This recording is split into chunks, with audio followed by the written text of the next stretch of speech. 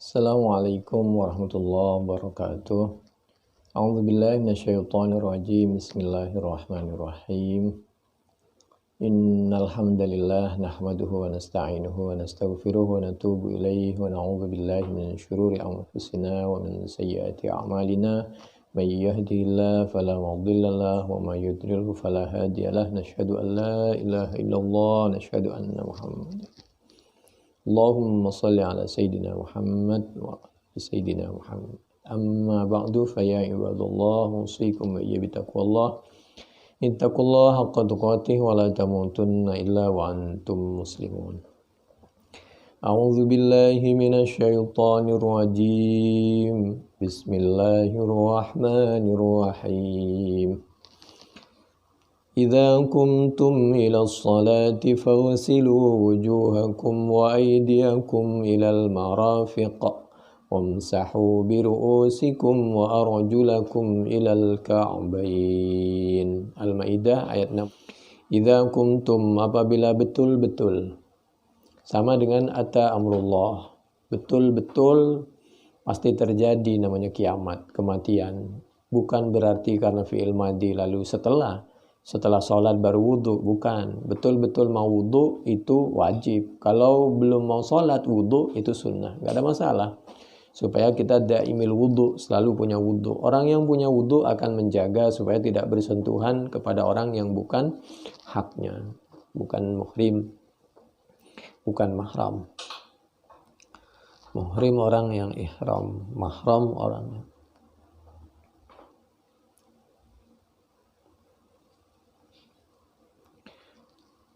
Idza kuntum, mahram itu keluarga kalau bahasa sederhana. Muhrim orang yang sedang ihram. Ahrama yuhrimu ihraman.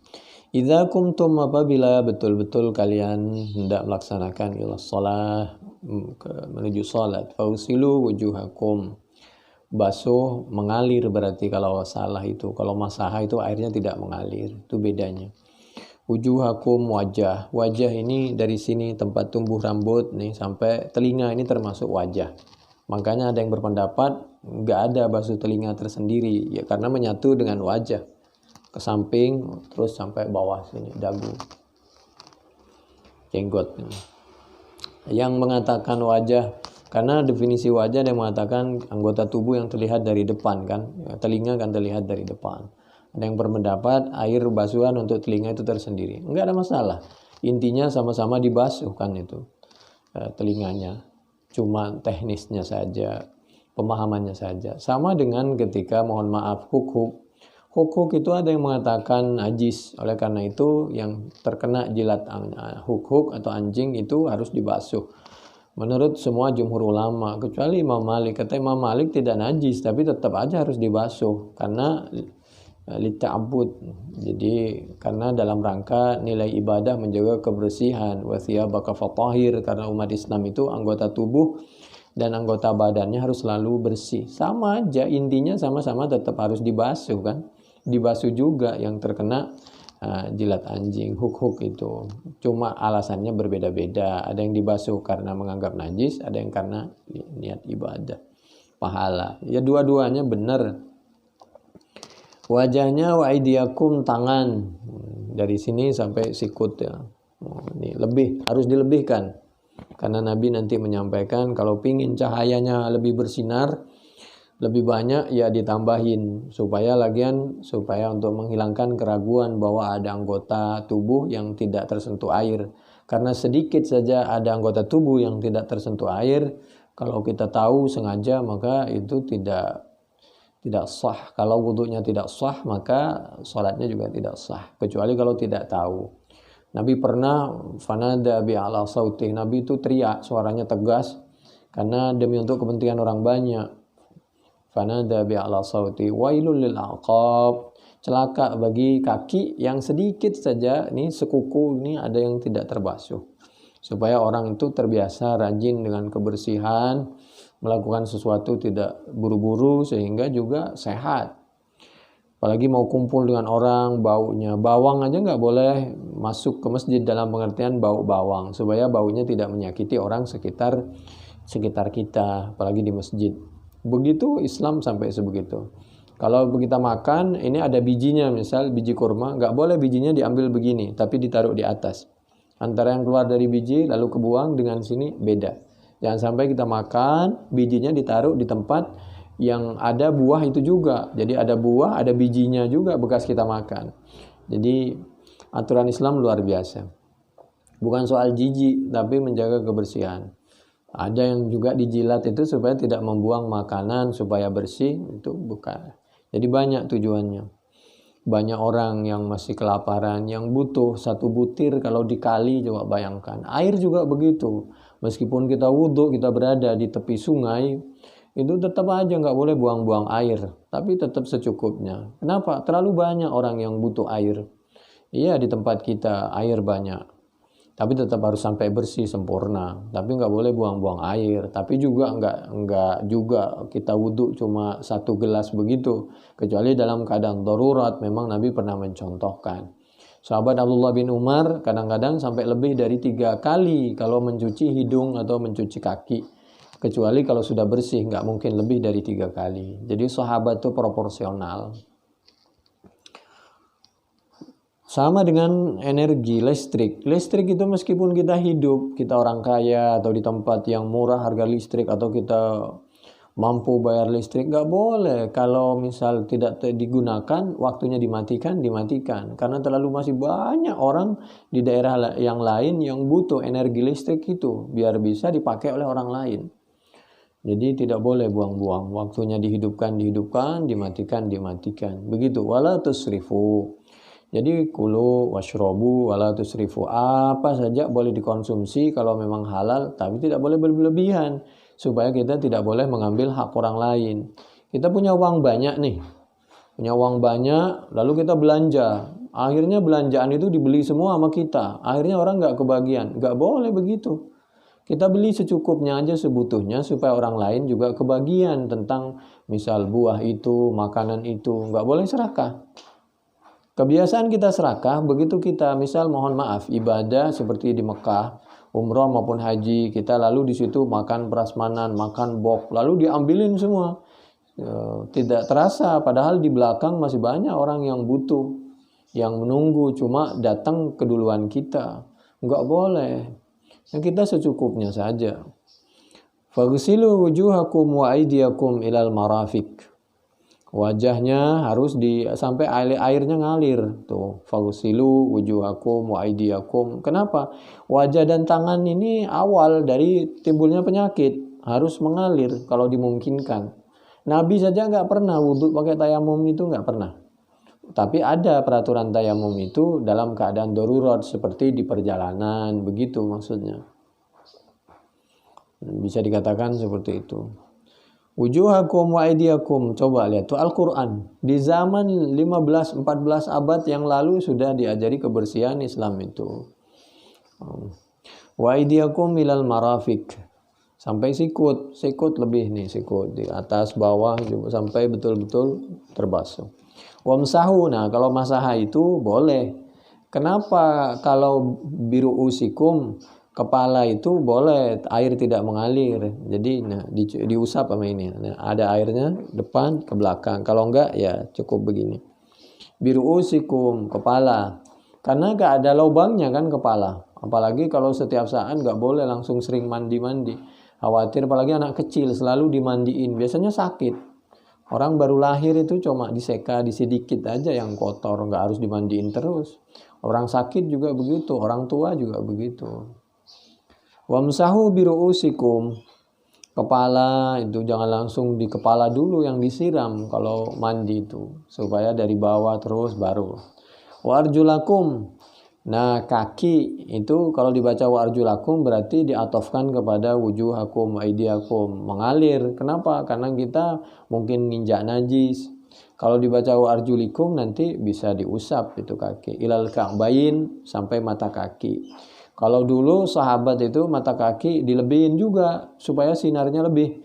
Yang penting niatnya tidak boleh membuang-buang air, israf. Itu Al-Maidah ayat 66. Qala Abu Abdullah wa bayyana an-nabiy sallallahu alaihi wasallam anna fardhal wudu'i marratan marrah wa tawadda aidan marratain wa thalathan wa lam yazid ala thalathin. Kalau bisa pertama wajib, kedua untuk menaukidkan, ketiga sunnah, dua juga sunnah. Jangan lebih dari 3 kali supaya nggak buang-buang air, keluarnya juga jangan terlalu kenceng, tapi juga jangan terlalu ngirit, sedang-sedang aja. Kecuali kebutuhan, belum bersih 3 kali, lanjutin. Wa kariha ahlul ilmi al-israfa fihi wa ayyujawizu fi'lan nabi sallallahu alaihi wasallam. Wa mustaq wudu itu minal wadha'ah wa summiya bidzalika li'anna al-musalliya yantadhifu bihi fayasira wadi'an. Orang yang berwudu, kenapa dibilang wudu? Wudu perbuatannya, wadu airnya, wadi itu orang yang melakukan. Wudu dibilang wudu kenapa? Karena artinya itu sinar. Orang yang berwudu wajahnya bersinar. Coba lihat tuh, orang yang kena air itu wajahnya bersinar tuh. Apalagi habis sholat kan, dia sadar. Semakin bersinar dari dalam, dari hatinya. Orang yang rajin tidak berwudu, mudah marah, wajahnya merengut, dan lain sebagainya. Jadi wudu itu membuat sejuk, dan bersih, dan bersinar. Sering-sering, kenapa? Juga penyakit kan, sering berwudu itu juga menghilangkan penyakit, dan bisa bersinar kita. A'udzubillahi minasyaitonirrajim. Bismillahirrahmanirrahim. Wa kana ya'muru ahlahu bis-salati waz-zakati wa kana 'inda rabbih maradiyya. Al-Qur'an surah Maryam ayat 55. Itu menceritakan tentang Nabi Isa, Nabi Ismail. Nabi Ismail semua diperintahkan keluarganya wudu, salat, menyalurkan zakat sehingga mendapatkan sesuatu yang diridhai oleh Allah. Wa usani bis salati waz zakati ma dumtu hayya. Maryam 31. Itu Nabi Isa. Semua nabi itu perintah wudu, jaga kebersihan, kesehatan, salat, menyalurkan zakat, apalagi seperti sekarang nih. Musim kayak begini dipercepatlah zakat-zakat itu supaya saudara kita yang butuh bantuan akibat COVID-19 ini bisa terbantu. Wa annahu lam yusalli qattu illa biwudu'in. Nabi selalu dengan pakai wudu, air mengalir tuh. Suatu ketika menurut sahabat Ibnu Abbas, dakhalat Fatimah, masuklah siapa Siti Fatimah, putrinya Nabi Muhammad sallallahu alaihi wasallam.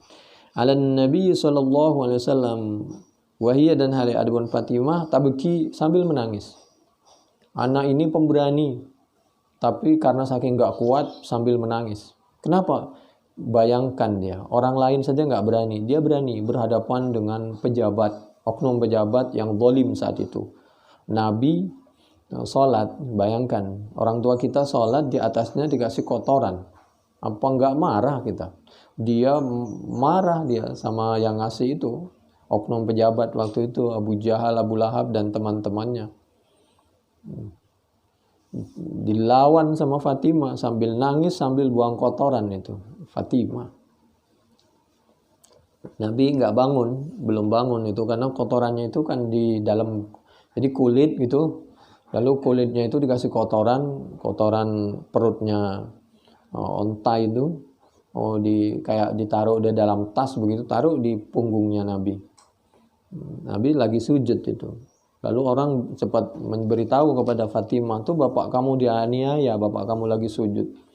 Wah, dia meskipun masih muda, dia samperin, dia lawan itu orang sambil membuang itu kotoran dari punggung ayahnya.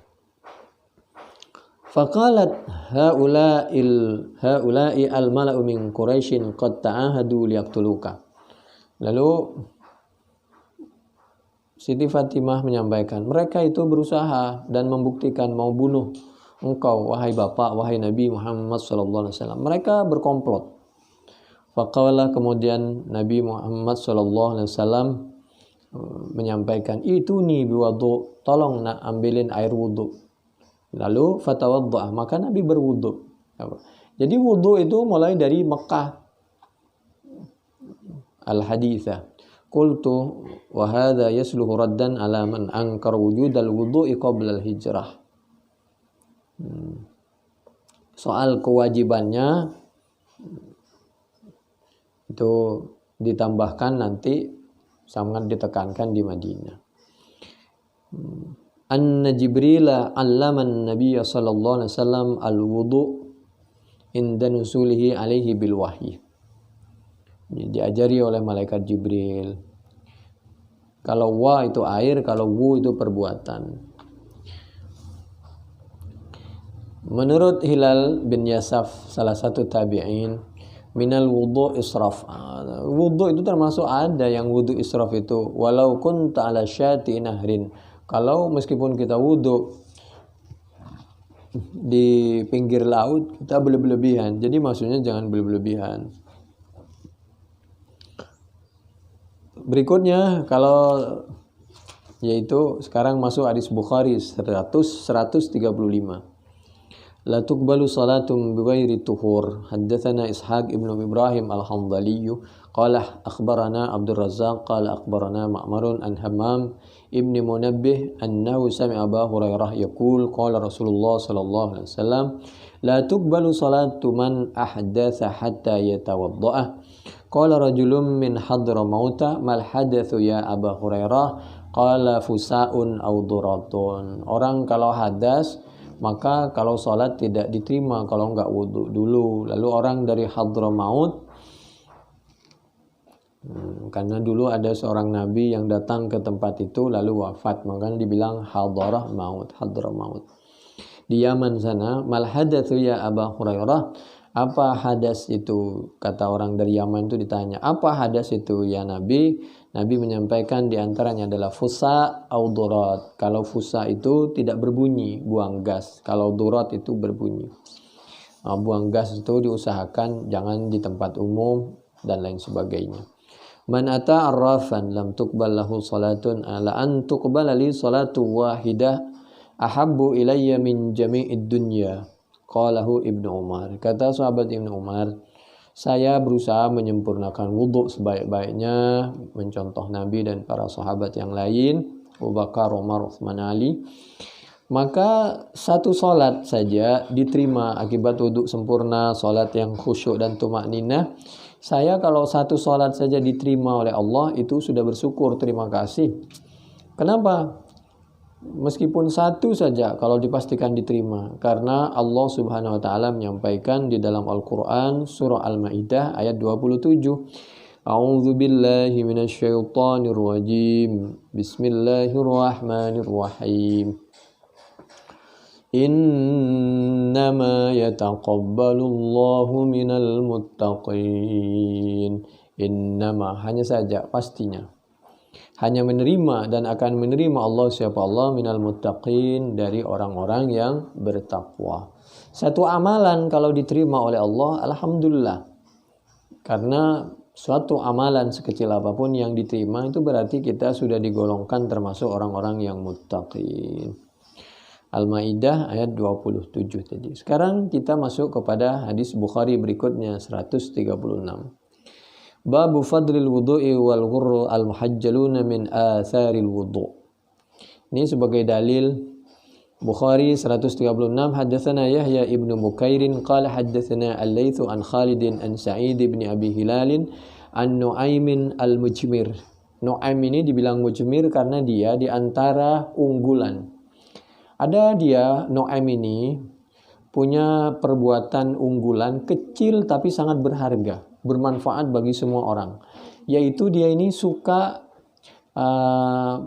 membantu memberi parfum di masjid. Apa itu membuat masjid menjadi harum, lalu membantu mensuplai atau membayar rekening listriknya masjid. Wah, itu pahalanya luar biasa itu, karena dengan demikian orang bisa terang ke masjid, orang bisa sholat dengan nyaman, mungkin membayar bantu AC, Itu listrik, menyinari masjid, membersihkan masjid, membantu membayar cleaning masjid. Wah, luar biasa itu pahalanya. Memberi harum-haruman di masjid. Pahala. Makanya sampai namanya itu terkenal Nu'aim al-Mujmir. Karena yabkhurani masjidan Nabi sallallahu alaihi wa alihi wa ashabihi wasallam. Sekarang itu sebenarnya bagi orang yang mampu itu ada parfum itu. Ya sebenarnya. Qala raqitu ma Abi Hurairah. Aku naik bersama sahabat Abi Hurairah ala dhahril masjidi fatawadda.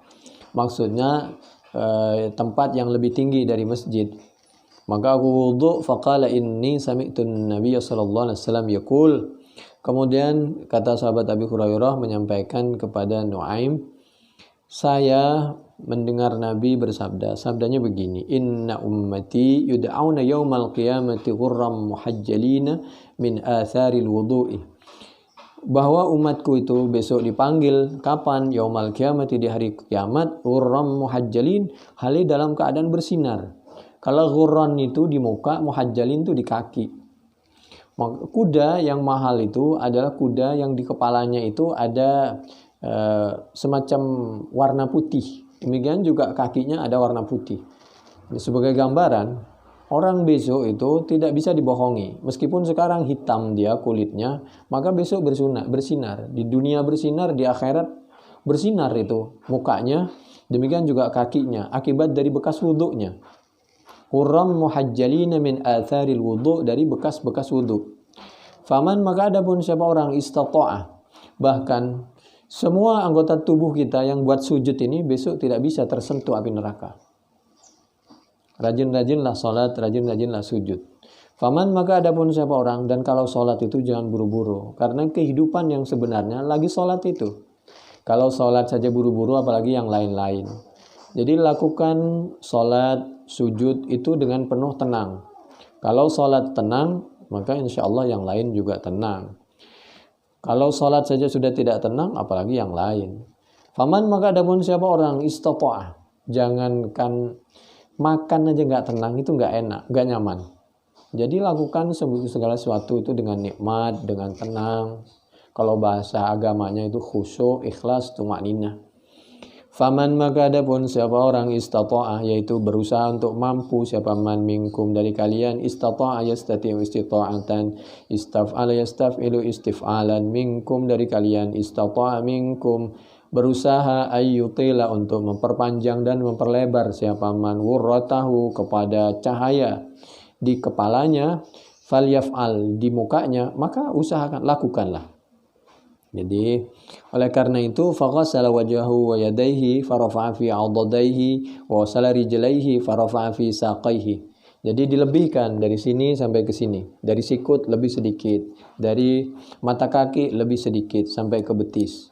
Dalam rangka mengamalkan hadis Bukhari 136, ini sabda Nabi Muhammad SAW dan yang dicontohkan. Yang nggak boleh itu kalau berlebih-lebihan, israf dan buang-buang air. Suatu ketika, fi qissati Sarah radhiyallahu anha ma'al malik alladhi a'taha Hajarah. Ada seorang oknum pejabat dulu, diktator. Dia mau berusaha mengganggu keluarganya Nabi Ibrahim. Waktu Nabi Ibrahim mengadakan perjalanan dengan Siti Sarah, lalu karena dia Siti Sarah ini setiap mau diganggu beliau dari awal, dan beliau ini termasuk tipe seorang perempuan yang jarang batal wudhunya, sehingga ketika beliau disekap di suatu tempat lalu mau dizalimi, lalu beliau sadar bahwa dalam keadaan bahaya, beliau berwudhu dan sholat. Ketika hendak mengganggu itu oknum penguasa, maka atas izin Allah dia nggak bisa bergerak, lumpuh dia. Lumpuh atas izin Allah. Jangankan manusia, kita tahu nih air, nih ada gelas digoyang begitu, kan itu goyang. Sama dengan laut. Laut itu kalau digoyang begini, maka dia menjadi semacam tsunami itu. Yang sini airnya ke sini, yang sini bisa kering. Seperti kasusnya Nabi Musa. Atau paling tidak sampai itu coba lihat kapal bisa masuk kota waktu itu. Jadi begitu. Jadi dibuat lumpuh oleh Allah, bisa dibuat tidur. Ada orang yang bisa dibuat tidur oleh Allah waktu Nabi mau hijrah dulu dari Makkah ke Madinah. Ada orang yang dibuat lumpuh di zaman Nabi Ibrahim karena mau mengganggu istrinya Nabi Ibrahim, dalam hal ini Siti Sarah. Setiap perempuan yang cantik itu biasanya diambil sama orang yang zalim itu, penguasa waktu itu. Lalu karena dia sampai 3 kali, lalu sembuh. Telah didoakan, dia merasa, tolong saya ini sakit, doakan. Ini ada yang bisa doakan. Didoakanlah oleh Siti Sarah karena khawatir dituduh dia yang membuat lumpuh. Karena sebenarnya itu dari Allah supaya dia tidak mengganggu Siti Sarah. Lalu Siti Sarah berdoa, atas izin Allah itu sembuh. Begitu dia sembuh, mau berbuat jahat lagi. Salat dan wudu dan salat, lalu berdoa, lumpuh lagi orang sampai 3 kali. Lalu dia menuduh yang tidak-tidak, buat berita hoak bahwa Sarah itu terkena jin. Jadi dia ini, kenapa saya justru dikasih setan katanya. Jadi inilah, dia mau berbuat jahat, lalu dipelintir itu berita, dibuat hoak, lalu diberitakan keluar bahwa Siti Sarah itu orang yang tidak benar, orang yang semacam kemasukan roh halus dan lain sebagainya, sehingga dia buat lumpuh dan lain sebagainya. Akhirnya ringkas cerita, dia memberikan hadiah itu, si penguasa diktator yang zalim itu memberikan Hajar, yaitu nanti Hajar itu menjadi dinikahi oleh Nabi Ibrahim dan melahirkan anak Nabi Ismail itu. An-Nasarata lamma hamma al-malik bid-danum. Kenapa? Karena Siti Hajar ini termasuk orang yang baik-baik, tapi mau untung oleh Allah diselamatkan dari kekuasaan oknum diktator, si raja diktator, sehingga sampailah dititipkan oleh Allah kepada hambanya Allah yang saleh, yaitu Nabi Ibrahim, nanti melahirkan Nabi Ismail, dari Nabi Ismail keturunannya terus sampai lahirlah Nabi Muhammad sallallahu alaihi wasallam. An-Nasarata lamma hamma al-malik dunuwi minha qamat tatawadda'u wa tusalli wa fi qissati Juraij. Demikian juga Juraij. Artinya apa maksudnya? Hubungannya dengan materi kita tentang wudhu. Wudhu itu sudah dilaksanakan oleh umat-umat terdahulu. Mulai dari zaman Nabi Ibrahim sudah wudhu pakai air. Kalau bahasa kita, sudah wudhu. Bahkan Juraij sebelumnya itu cerita Israiliyat, Ar-Rahib, aidan annahu qama fatawadda'a. Ketika dia dituduh bahwa dia telah melakukan perbuatan yang tidak baik dengan seorang perempuan, karena ini cerita ini tapi cerita Israiliyat, boleh kita percayai, boleh tidak. Ada seorang, mohon maaf, orang tua yang tidak bisa dicontoh, yaitu ibunya Juraij. Juraij ini ahli ibadah. Waktu Juraij ibadah dipanggil sama ibunya. Nah, Juraij ini masih karena belum ada contoh, belum bisa mengambil keputusan. Saya melanjutkan sholat, apa saya segera ke panggilan ibu. Dia punya anggapan bahwa panggilan ibunya itu tidak terlalu darurat, sehingga mau melanjutkan sholat dulu, baru setelah itu ke ibunya. Lalu si ibu ini karena namanya orang tua, dia punya doa yang tidak baik, makanya tidak boleh ditiru. Dia punya doa, ya Allah, ini Juraij tidak memenuhi panggilanku karena sedang sholat. Jangan engkau matikan sampai dia terkena fitnah. Akhirnya betul terkena fitnah. Ada seorang perempuan yang tidak baik, lalu melakukan hubungan tidak baik dengan orang di luar, lalu mengaku dia dihamili oleh Juraij. Orang yang soleh ini, si Juraij ini. Karena meskipun dia agama apapun, kalau dulu asal Taurat dan Injil, Injilnya dalam hal ini mengikuti Injil si Juraij, asal Injilnya tidak dirubah, itu tetap menyembah kepada Allah. Kalau yang sekarang kan sudah ada perubahan. Akhirnya betul, atas izin Allah, itu doa si ibu tadi. Ini satu sisi pelajaran, kalau tidak betul-betul dalam keadaan darurat, segera datangi panggilan orang tua. Tapi satu sisi orang tua juga tidak boleh begitu doanya. Doa harus doa yang baik. Makanya tidak semua harus ditiru. Jadi lihat proporsional. Dituduhlah akhirnya Juret ini terkenal berita hoak bahwa dia itu berselingkuh. Begitu lahir itu anak, ternyata tempat ibadahnya Pak Juret ini dihancurin oleh orang karena dituduh, kamu ini pura-pura alim, ternyata kenyataannya kamu berselingkuh dengan seorang di luar sampai hamil melahir anak. Nah, Juret karena merasa tidak melakukan sesuatu, lalu setelah lahir itu anak, lalu Juret ini berwudu, annahu qama fatawaddo'a, kemudian ambil air wudu. Nah, coba itu. Jadi wudu ini dari zaman dulu, wasalla, dan salat 2 rakaat, tsumma kallam al-gulam, kemudian anak kecil tadi, bayi tadi diajak bicara. Ya Allah, tolong tampakkan kekuasamu supaya orang ini tidak membahayakan kepada orang lain dan tidak terbiasa menuduh orang lain. Ya Allah, tolong berikan solusi yang terbaik bagi kami dan semua masyarakat kaum ini. Akhirnya ditanya, anak setelah wudhu dan sholat dengan khusyuk mohon kepada Allah atas izin Allah, ada dalam riwayat yang lain disentuh itu anak oleh Bapak Juret sebagai syarat, wahai anak, tolonglah sampaikan sebenarnya kamu anak siapa. Atas izin Allah, anak ini meskipun terbata-bata pakai bahasa anak-anak, dia bisa bicara, yaitu bahwa dia itu bukan anaknya Pak Juret, tapi anaknya orang yang pengembala. Artinya ibunya itu berhubungan dengan pengembala, bukan dengan Pak Juret. Sejak itu lalu orang itu meminta maaf, baik keluarganya, dalam hal ini orang tuanya, ibunya, maupun masyarakat. Akhirnya masyarakat memohon kepada Pak Juret agar tempat musolanya dibangun dari bangunan yang sangat mahal, kalau perlu dari emas. Lalu Bapak Juret, tidak, masjid ini, musola ini terbuat dari bangunan sederhana. Kalau kamu memang mampu, silahkan. Kalau berkenan, bangun saja seperti semula saja, biasa saja, sederhana. Yang penting saya mohon maaf, kata Pak Juret, sudah merepotkan. Dan mudah-mudahan ini menjadi pelajaran bagi kami, kata Pak Juret. Dan tentu pelajaran bagi kita semua. Luar biasa Pak Juret ini. Tidak marah-marah, tidak berlebihan, cukuplah kita ini berdoa dan berusaha memberi contoh yang terbaik. Karena kalau dimungkinkan, jangan sampai kita menghadapi sesuatu kezaliman, kemaksiatan, kekerasan dengan kekerasan pula. Tapi imbangilah kezaliman itu dengan kebaikan. Insya Allah kalau tidak terlalu membahayakan, cukup seperti itu. Dengan demikian mudah-mudahan dakwah Islam ini dapat diterima dengan sebaik-baiknya. Tapi apabila itu sesuatu kekerasan, maka biarlah aparat yang menghadapi dengan ketegasan. Kesimpulannya bahwa wudhu itu sudah dilaksanakan dari zaman sebelum zaman Nabi Muhammad SAW, di zaman Nabi Ibrahim, di zaman Bani Israel, dan seterusnya.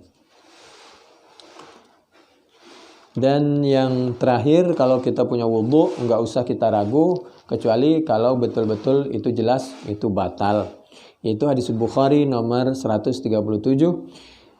Babu babu la yatawaddau minasyakki hatta yastayqina. Haddatsana Aliun qala haddatsana Sufyan qala haddatsana Az-Zuhri an Sa'id bin al-Musayyab atau Musayyib wa an Abbad ibn Tamim an ammihi annahu syaka ila Rasulillah sallallahu alaihi wasallam ar-rajul alladhi yukhayyalu ilaihi annahu yajidu asy-syai'a fi sholati.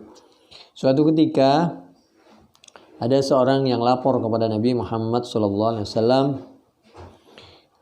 bahwa dia ini ragu waktu sholat, apakah batal sholatnya, apa tidak, artinya wudhunya batal karena mungkin keluar gas apa tidak. Faqala, kemudian Nabi menyampaikan, la yanfatil, jangan sampai kamu membatalkan sholat, aw la yansarif hatta yasma'u sautan aw yajid rihan, sampai betul-betul kamu itu betul-betul gas itu yakin kalau keluar, misal ada anginnya atau baunya atau suaranya. Ini hadis Bukhari, diantaranya 177, 2056, Fathul Bari paling tidak juz 1 halaman 315. Jadi di dalam riwayat yang lain, kalau dari sahabat Abi Hurairah, kalau di Muslim itu idza wajada ahadukum fi batnihi syai'an, kadang-kadang perut itu kan kurang sehat atau tergoda oleh syaitan. Fa ashkala alaihi akhraja minhu syai'un akhraja minhu syai'un amla. Jadi kadang-kadang karena akibat perut kita kurang sehat, lalu kita ragu apakah wudhu kita batal sehingga pengaruh kepada sholat kita batal apa tidak. Fala yakhrujanna minal masjid hatta yasma'a sautan aw yajida rihan. Baru sampai kalau kita betul-betul yakin ada suaranya atau ada baunya bahwa itu keluar gas, maka batal. Kalau tidak ya enggak usah. Wa yumkinu al-farqu bi anna al-hududa tudra'u bi syubhati wa syubhatuha huna wa syubhatu huna qa'imah bi khilafil awal fa innahu muhaqqaq. Sesuatu yang yakin tidak boleh dibatalkan dengan sesuatu yang diragukan. Ini dari tadi ini coba cek paling tidak Fathul Bari juz 1 mulai halaman 309 kiri sampai 317 di kiri lagi. Demikian mudah-mudahan bermanfaat. Subhanakallahumma bihamdik nasyhadu an la ilaha illa anta nastaghfiruka wa natubu ilaik. Wallahu a'lam bissawab.